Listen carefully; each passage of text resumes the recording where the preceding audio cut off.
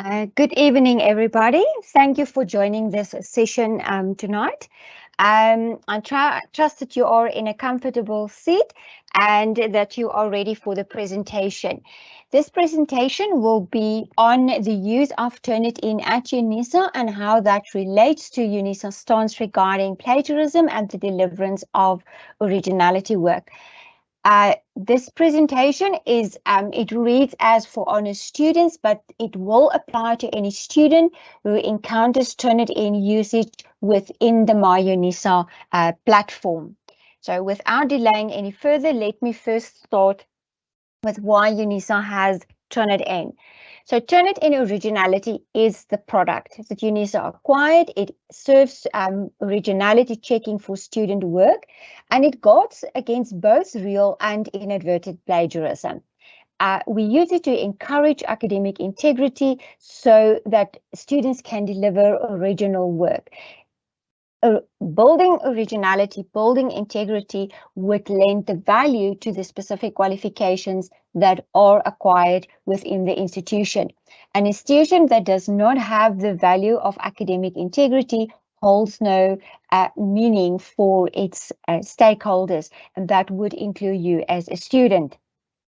So put very simplistically, if your qualification does not have academic integrity from this institution where it is acquired, it would hold no value for you in the future. It would essentially be meaningless without integrity.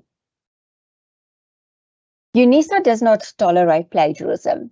Unfortunately, we have to take a stop at this slide just for a minute to refresh your memory on the policy for copyright infringement and plagiarism. It is available on the UNISA website as well as the academic integrity policies in relation to ethical use of research information. You need to have a clear understanding of what UNISA expects or what UNISA views as non-original work, which is constituted as plagiarism. So if you've read this policy before, please go back and refresh your memory. Read it again and make sure that you have read the latest version that is available online. You need to know what this is before you can engage with a program such as Turnitin that looks for original content. So then, what is plagiarism? Now, at the Turnitin desk, we rely on the Merriam-Webster's online dictionary of what it means to plagiarize. We have found this definition to be comprehensive and includes all the different aspects of things that might be seen as plagiarism. So it is to steal and pass off another's work or ideas as your own, to use another person's production without crediting the source, to commit literary theft, or to present as new and original an idea or product derived from an existing source. It is a false representation of the origin of the work. So that should summarize for you all the different views regarding plagiarism. At the end of the day, it's a false representation of the origin of the work. You need to be aware of any of the guidelines provided by your department or your college or what you have obtained from the UNISA library in this regard, so that you have a full understanding. And this is how you would safeguard yourself against inadvertent plagiarism taking place. In other words, stepping into the trap and not realizing that is what is happening. I think the biggest difference to take note of would be the fact that UNISA students no longer submit directly to Turnitin. I realize that many of you might be new. It's your first year of study at UNISA, but I believe that many in the audience also stem from the previous year where you might have encountered Turnitin in a separate platform. Turnitin is now integrated with the MyUNISA platform, and the whole process is automated. So there is literally no additional action required from you as a student apart from a single click that you have to make when you upload your work. And I will highlight that as well. Now, this is valid for all students at honors level or other postgraduate diplomas, or if you are at a fourth year level, this is where you would find Turnitin. For master's and doctorate students in this session, please note that you are currently also being moved into the My UNISA during the month of September. You will receive individualized emails in this regard to inform you of the change. I believe any of you in the current session might be in a temporary space where we have accommodated you for originality checking whilst the platform is being prepared for you. So just keep that in mind as well.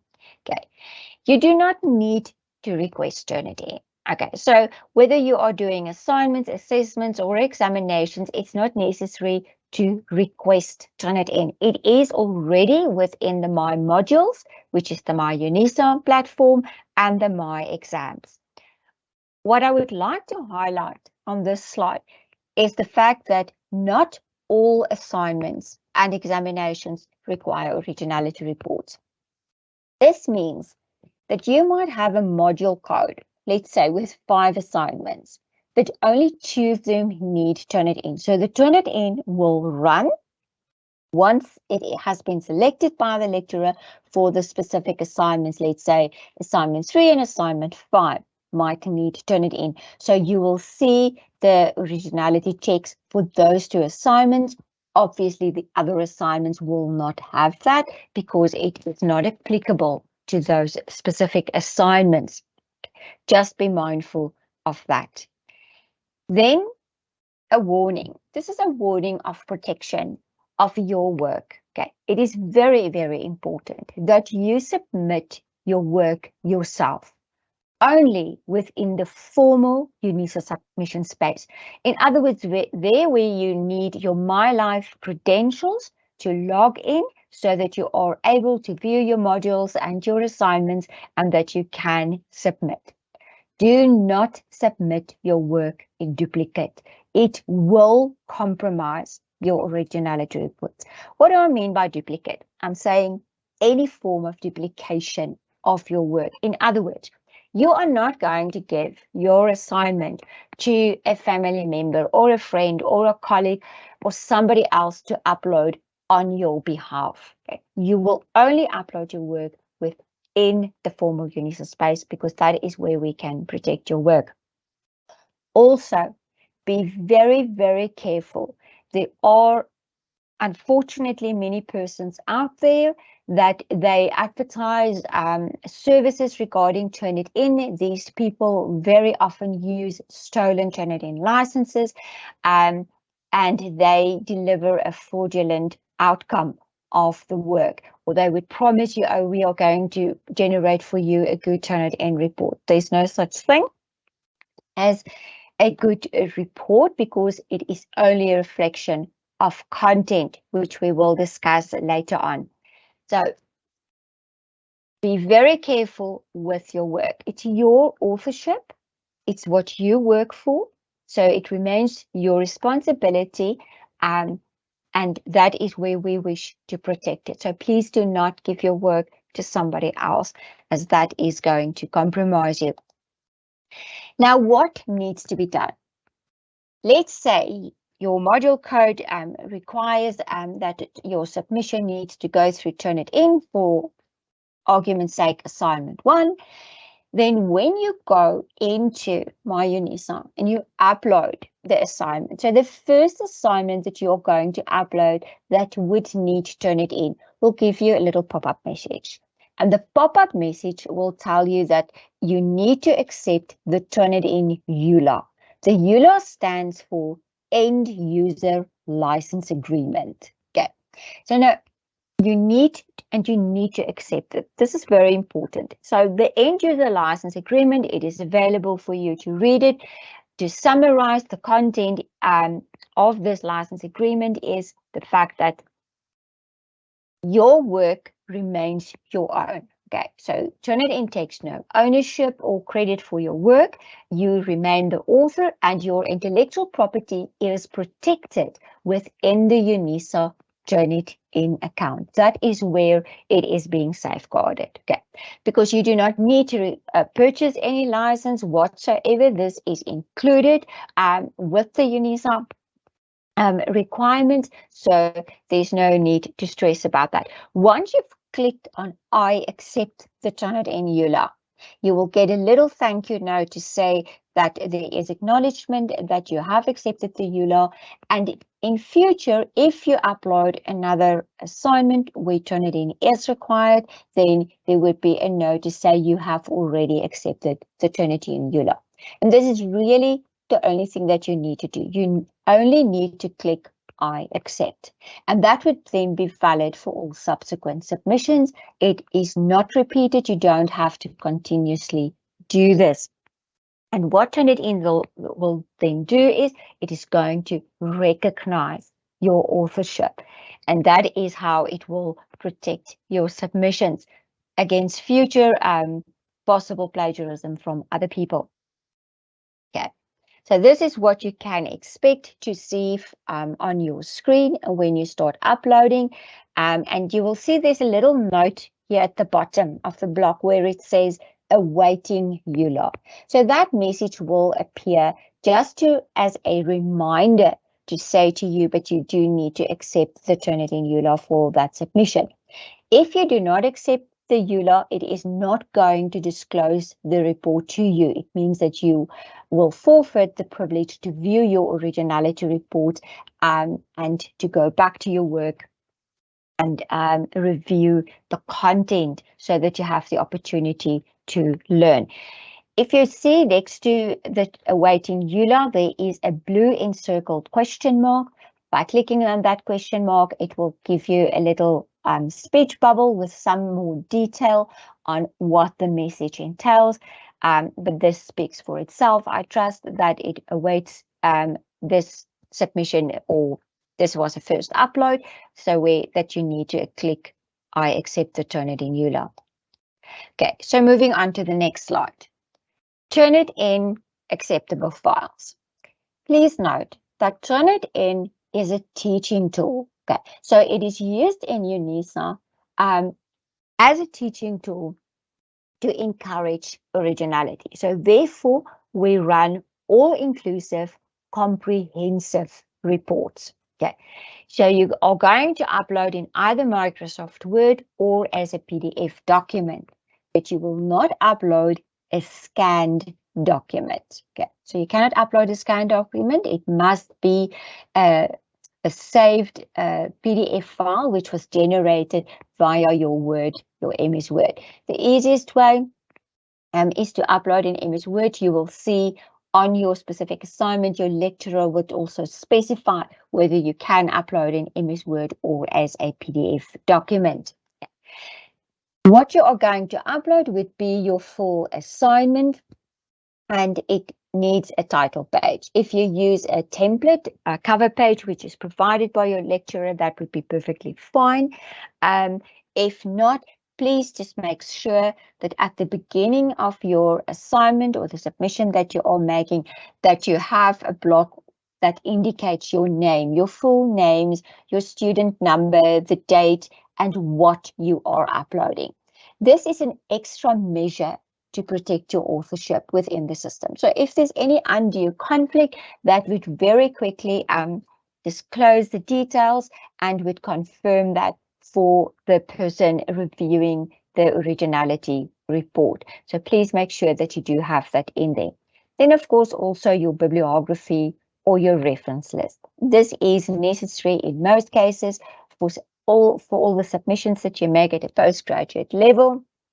Obviously, there are instances at third-year level as well where this would be required, and that serves as a confirmation of the research content within the document. Okay, so it proves the work that was done, and it makes for ease of reference to see, the citations that you have in text, or and that it aligns with the sources that you have used. Very important. your submissions are permanently stored within Turnitin. And again, this is done so that we can protect your work against possible future plagiarism by others. Your submissions remain protected within UNISA Turnitin. So it will not be disclosed to any third party. It would mean that your work, an alert would be generated should somebody perhaps have stolen your briefcase or your memory stick with your assignment on it. Then there would be alert if they try to use that. So do keep that in mind. It means that you have to make very, very sure when you upload that you upload the correct assignment number or the correct option in the correct module code. Okay. Because it is a permanent submission. So make very sure that you upload in the correct space. Okay. What will happen once you have made that submission? The moment that you've made that submission, your document will first be queued and then it will be pending until the report is retrieved. Okay, so note that this is not an error. You need to be patient in this regard. It means that when UNISA receives your submission, it is put into a queue because it knows that this submission has to generate an originality report. And then it goes into that queue and it has to reach the Turnitin space so that it can generate an originality report. So whenever you see the words queued or pending, it means that it is still in the process. So queued means it needs to go to Turnitin, it's on its way there, and pending means it's waiting for retrieval of the report. And once that report is retrieved, it will be attached to that submission. Now, the turnaround time for the originality reports is 24 hours. So when you see queued, do not expect your report within 5 minutes. Okay, the official turnaround time is 24 hours. It usually does not take that long. However, with all of the various challenges that we are faced with, especially in relation to power failures, I would advise that you grant an extended time period of 48 hours, okay, just to make sure that everything is run so that a comprehensive report can be retrieved. Do not try to remove and reload your document when it says queued or pending. That will impede the process and it will unnecessarily cause a delay. Okay, but it should never be more than 48 hours. If it's more than 48 hours, please alert your lecturer, okay, so that your lecturer can report it to the appropriate team and that we can look at the reason of why this was not processed. Okay, and when you do write the message, also state the date and time when you upload it and indicate that it has 48 hours has passed. I trust that you would also have gathered from this that you cannot wait until the due date. You cannot wait until 10 minutes to midnight when your assignment is due and then upload and saying that you are going to get your originality report. Okay. If you do that, the report will not be generated before midnight. You will still see the report once it was generated, but you would lose the option to rework the content and to discuss any of the findings with your lecturer on how you can improve on the content. So give yourself ample time to upload and so that you can review and learn from the originality findings before you submit a revised version of your work. Okay. Sorry. Okay, so the whole process, and this is just to summarize my explanation, and also to highlight to you that you do have the option of 3. So it means that you can upload your assignment it will generate an originality report. You can then view the report. You are privileged at UNISA to view your originality report, and you can learn from the findings in it and rework the content. Once you have reworked the content of your assignment, you have the chance to come back to My UNISA and then upload a revised version of your work. When you do that, it will generate a fresh originality report for you. And if need be, and you have to discuss some of the new findings with your lecturer, then again, you have a chance before the final upload to review the content of your work and improve on it, and then upload a third time, and a fresh report will be generated. I realize that you might think, but is this not going to be a problem? No, this is not a problem. It will not conflict with your previous submissions. In other words, if you upload 3 versions of your own assignment, it's not going to appear on the final submission as if you plagiarized yourself, okay? It will do a fresh report, but it is going to recognize your authorship. And that is why it is so important that you upload your work yourself in the formal space to the correct code and to the correct option. If you are an honor student, your options would obviously be assignment 1, 2, or 3, or it would be assessment 1, 2, or 3. If you are a master's or doctorate student, it might say chapter 1 or chapter 3, or it might say proposal. So therefore, the correct option, that is where you do need to upload your work. Okay. Then at an honors level, on the due date, the report will be regenerated. So your final submission will also receive a final report that is generated on the due date. And that report is what your lecturer would use to analyze the originality findings of your submission. So that report is run to ensure that we have an equal and fair assessment of all of the submissions within the specific group that have uploaded, and that also then enables your lecturer to continue with the grading process. Okay, just that you are aware of that. Okay, so moving on to my example. Here you can see as an example of a submission that was made, and there is an icon below the submitted file, and it shows a percentage within a color-coded block. That is an indication that your originality report, or your similarity report, as it can also be called, has been completed and that it is ready for you to view it. So that percentage there is called a similarity index, and you will access your similarity report by clicking on that index. Now, please note, this is a similarity index. It is not a plagiarism percentage. It is only a percentage of non-original content.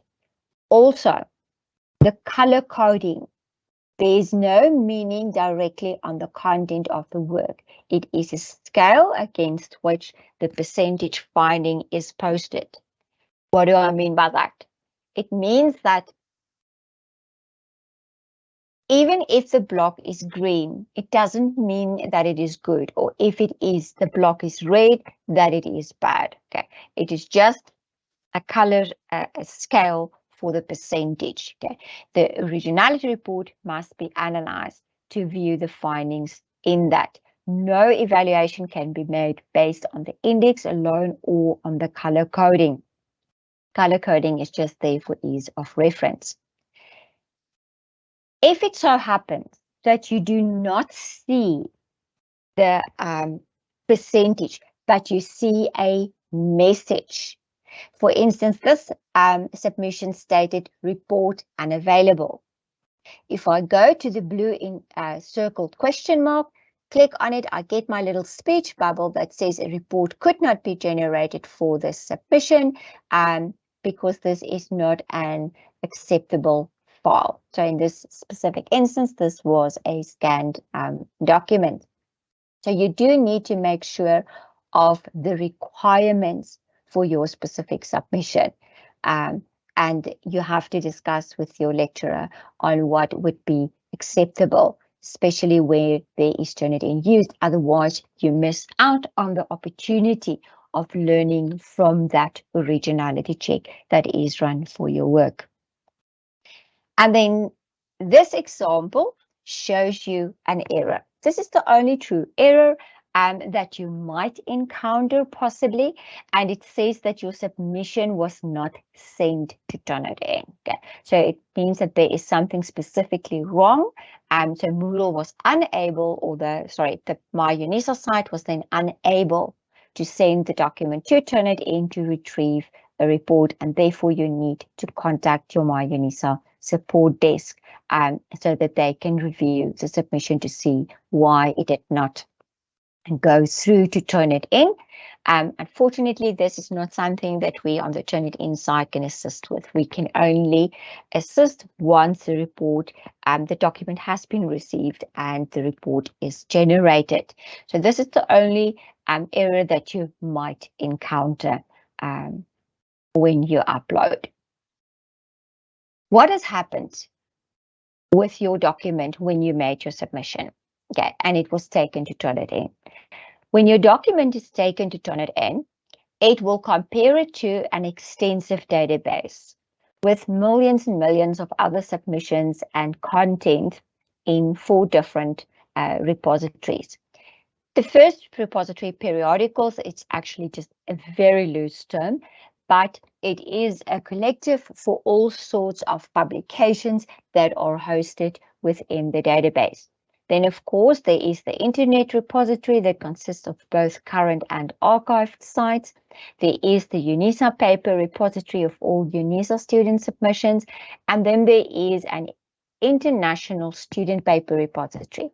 Now, this repository will hold all of the submissions uploaded for Turnitin checking, both nationally as well as internationally. Okay, so the whole of South Africa makes use of Turnitin, as well as the majority of Africa, and thousands of institutions on the other continents as well.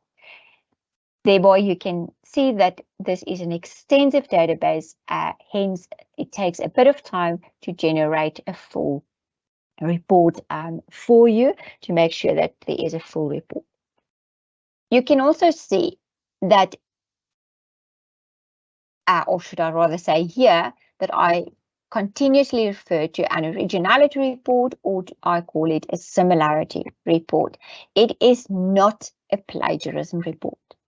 Please do not call it a plagiarism report. It's not what it is, okay? Turnitin checks the content of the submission, and it generates then the originality report for that specific submission. It does not generate a report that shows plagiarism, okay? However, one can deduct after investigation whether plagiarism is present in a document or not. Okay, so the similarity index, the same thing. You will not call it a plagiarism percentage because that's not what it is. The similarity index is exactly that. It shows you similarity. It tells you what in the content of the submission is not original. If you recall the example a few slides back, it said the similarity index was 53%. In other words, 53% of the content is not original, but it doesn't mean that it contains 53% plagiarism. Okay. What is the difference between something which is not original as opposed to something that is plagiarized? Okay. Let me explain with a quick example.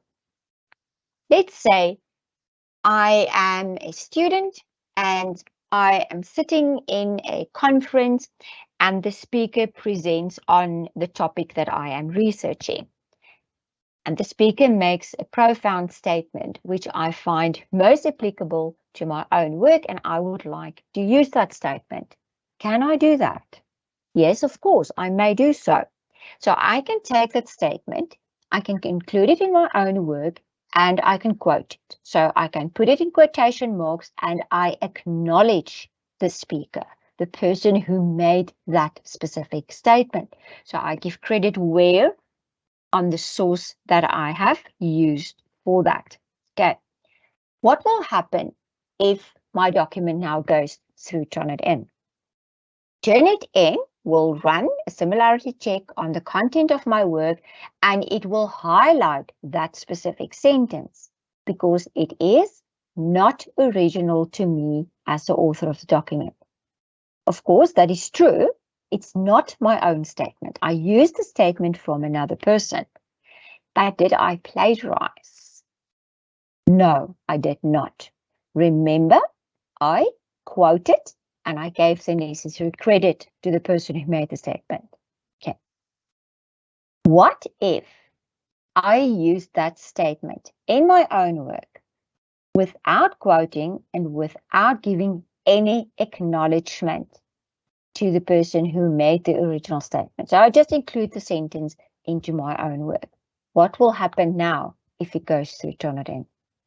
So my document would go through Turnitin, and again, that specific sentence would be highlighted because it is not original. Again, that is true. Although I included in my own work and I pretended that I made that statement, it is still not original. It is not my own. Okay. So in that instance, I did plagiarize because I pretended to make that statement. Although it was not original and I did not give any credit to the source of the information. And that is how you distinguish between something which is not original as opposed to something that was plagiarized. So everything in your document which is not original will be highlighted. So it will include copied text from other sources, obviously. It will also highlight discipline-related terminology. It can highlight names and titles. If you use direct quotes, like my example, that can be highlighted. Bibliographies and citations may also be highlighted. And then it highlights what is not original. Therefore, a proper analysis of the findings would be done by your lecturer or your supervisor. Okay. Something like names and titles. Can you change that? No, you need to use the correct name or title in this specific instance. In other words, it doesn't mean everything that is colored within the Turnitin report needs to be reworked or needs to be changed whatsoever. It can also serve as a confirmation. It can show that you have learned the proper terminology and that you have used the terminology correctly, or that you have used a quote correctly and that you understand the referencing style or the proper way to accredit a specific source in that regard. Only thing that the color coding and the findings within that report show would be this is what is not original from the content. Okay. And here we have an example of such a report. This is similar to what you will see when you open your originality report through the MyUNISA submission. When you click on that similarity index, your originality report will open for that specific submission in a new tab. And this is what you will see. On the left-hand side, the content of your submission with different colors throughout the document. You will also see that for the different colors, there are little numbers encircled in front of each match that was identified. If I turn it in, containing text that is not original. This will align with what we refer to as individual matches or sources in the column on the right-hand side. On the right-hand side of the screen, you see that there is a column. We've got numbers there, 1, 2, 3, 4. My number 1 is blue. And then on the left in the text, I have a little number 1 and some of the text that is highlighted in blue. That means everything in my document highlighted in blue, marked with a little number 1, matches source number 1 in the column on the right-hand side. Although you can now only see a part of the first paragraph of my submission, throughout my document, if you could scroll down, you would see that there are lots of other instances of blue highlighted text as well, marked as a number 1. And we can see that this was from the Taylor and Francis website. It is an internet source, and it says 26%. In other words, from the content of my submission that you can see on the left-hand side, 26% matches source number 1. My number 2 is a greenish color, and then I have number 3, which is purple. On the left, we have an example of the purple match. It says number 3, and it highlights the first line within that paragraph, and then incidental matches further down in purple, and we can see that there is a 15%. Again, everything in the content on the left highlighted in purple throughout my document, marked with a little number 1, means it matches source number 3, and it's 15% from the content. So these are your individual matches. They will always start with the highest one at the top, and then they will decrease until you get to matches that show less than 1%, usually in relation to subject terminology. Above that would be your similarity index. However, our focus is not on the similarity index. Our focus is on the individual matches in the column on the right-hand side. And for this, we provide you with a guideline. And your guideline for this is 5%. Okay. In other words, your sources must not exceed 5% individual source matches. Okay. So number 1, which in my case says 26%, is way above the guideline of the 5%. My number 2, 23, number 3 is 15. Even my number 4 that you can still see here on this screen print is 9%, way above the 5% guideline. Now you might wonder why this is such a wide guideline. Okay, we've set a very wide guideline, 5% for the individual matches, to accommodate for incidental matches in the content of your document. In other words, where you use names and titles, where you have short quotes, or when you use subject terminology, that would be accommodated by the 5% guideline. And if you use that guideline, you can see that from my example, I leaned heavily on source number 1. I might have used too many quotes from source number 2, for instance. If I work on the content and I reduce my individual matches to each be less than 5%, by default, my overall index would also decrease. However, the focus is never to minimize or to decrease the percentage of your similarity, okay? You need to look at the content of the work and deliver original content. If you focus on delivering original content, automatically the percentages would decrease. So do keep that in mind and have your guideline. Okay. UNISA does not tolerate plagiarism. So you might be wondering why there is no cutoff for the similarity index for the document as a whole. That is because UNISA does not tolerate plagiarism. Okay. Therefore, we cannot give you an acceptable percentage. It is possible that you could have a submission, let's say, with 10% on the similarity index. It might sound like a low percentage. But if that report is analyzed and blatant plagiarism was found within the content of that report, it would be unacceptable. As opposed to another submission that might have a 20% similarity index. And that report is then analyzed and no blatant plagiarism is found within the content. Then that 20% could be acceptable. It would also obviously depend on the purpose or the expectation that was set out by the lecturer and the specific subject or topic that needed to be presented within that submission. So our lecturers are trained in this regard to understand the findings exactly so that they can assist you to improve on your deliverance of original work and your academic content. Okay. Never focus on reducing the percentage. Look at delivering original work. Bring your own voice forward. Okay, that is what your lecturer or supervisor is looking for.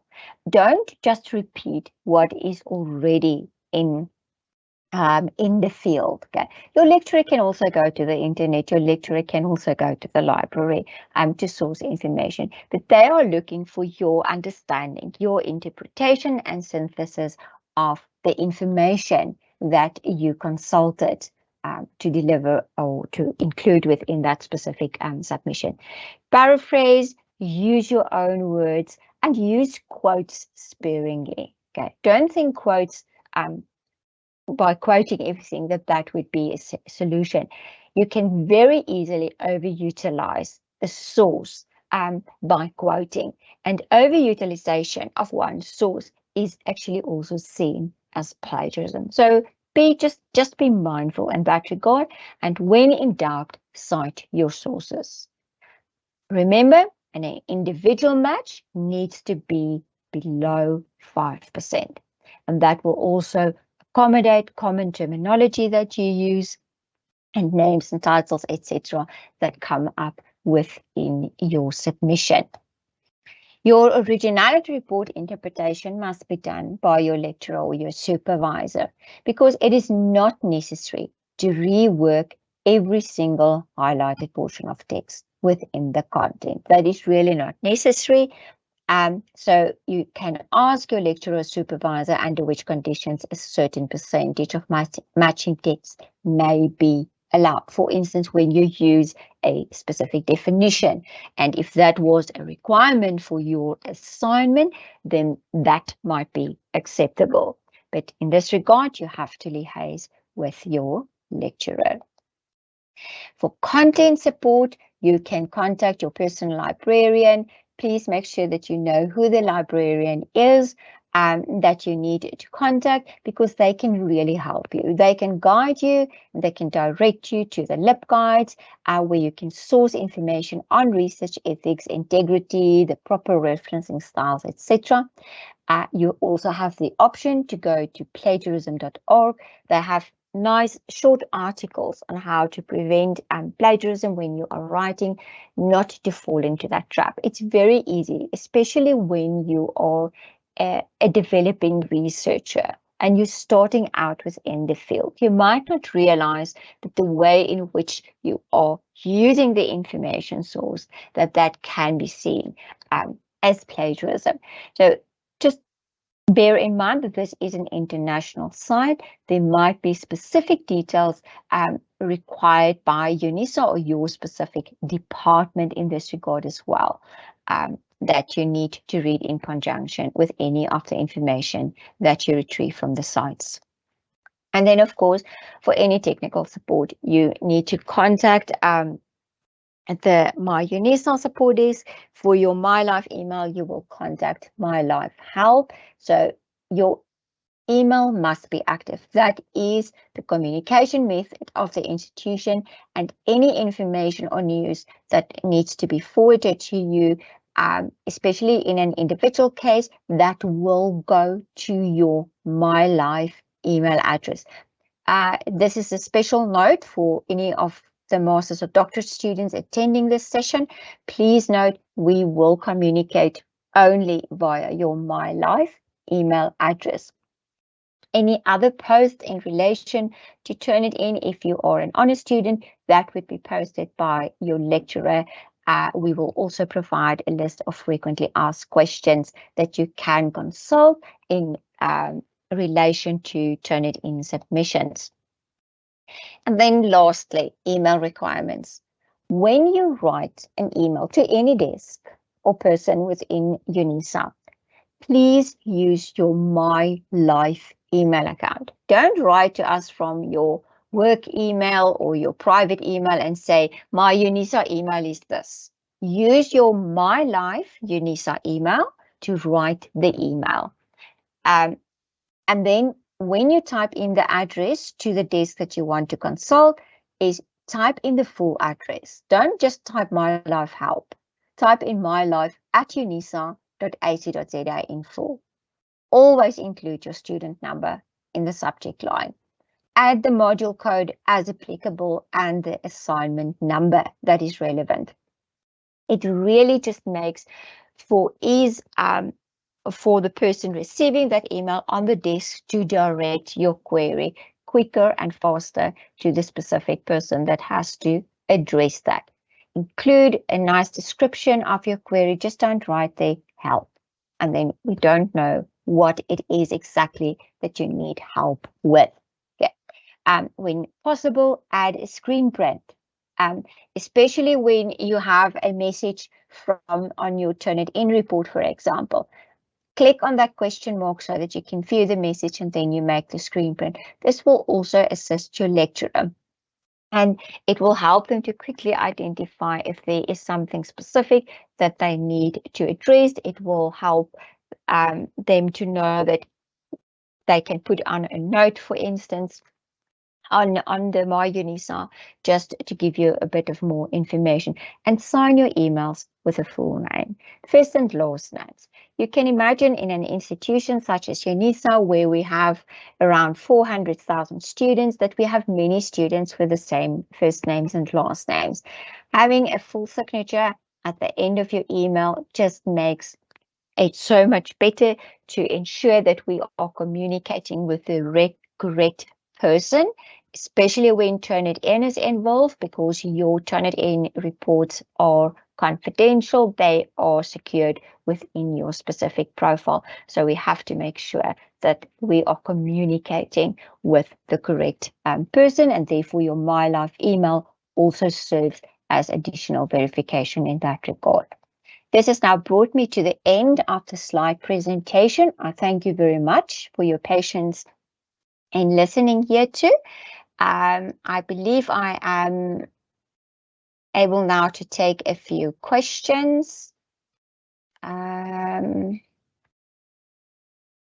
colleagues who have organized the presentation, may I ask if you have come across any specific questions that you would like me to address from the Q&A, or are you going to open the floor?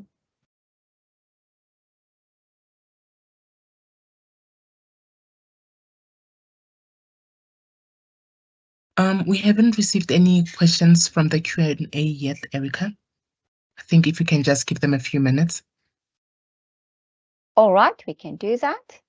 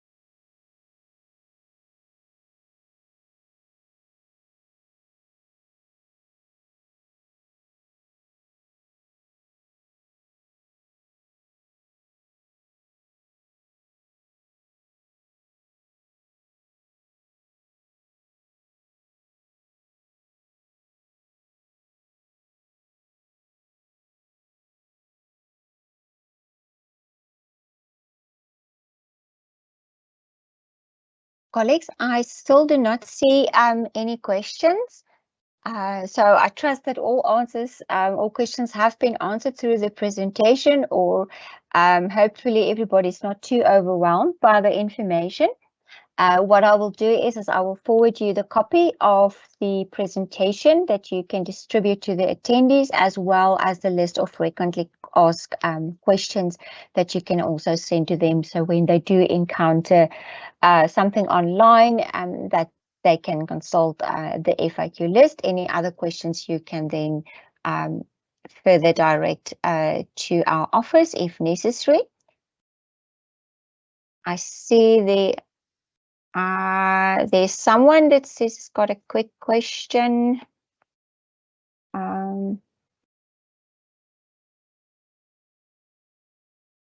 Okay, there's a question there that says, how do I respond to a high similarity index? Okay, a high similarity index is an indication that there is a lot of content within the specific submission that is not original. In other words, even if you did properly quote or reference the information, you may wish to revisit the content and to reduce the number of quotes that you use, to paraphrase, still giving credit to the source of information, of course, into your own words. And for further detail, you can consult your lecturer in that regard. Okay. Then there is a student, he says he's a master's student. Okay, the student's question says, I'm a master's student and I've received what looks like a contract about to turn it in from my supervisor. Can I just please ask the student to write us an email? I'm just going to post there a little note in, and that we can review that, as it's not very clear to me what this information entails. The question entails. Okay, the next question, there is a question about the AI. I presume this AI refers to artificial intelligence to improve academic writing. Yes, AI usage is detected through Turnitin. However, where AI is involved, you need to consult with your lecturer on what the ethical use of AI is for your specific module code, and how you are expected to acknowledge the use of AI. Okay. All right. And then there is a student that said they missed some of the presentation. The documents will be, sorry, not the documents, the presentation as well as the FAQ list would be emailed to all attendees. So you will receive that information as well.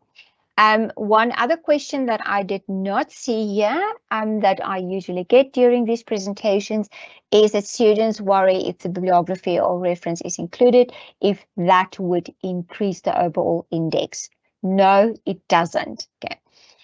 It has a very minimal effect on the similarity index itself, if at all. And the reason that we do need to have that there is because it provides confirmation for the research content. So it is to your advantage to have that in there. It is a fallacy that it increases your index unnecessarily.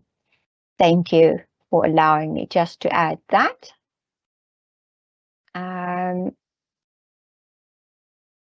Okay. I don't see any other questions.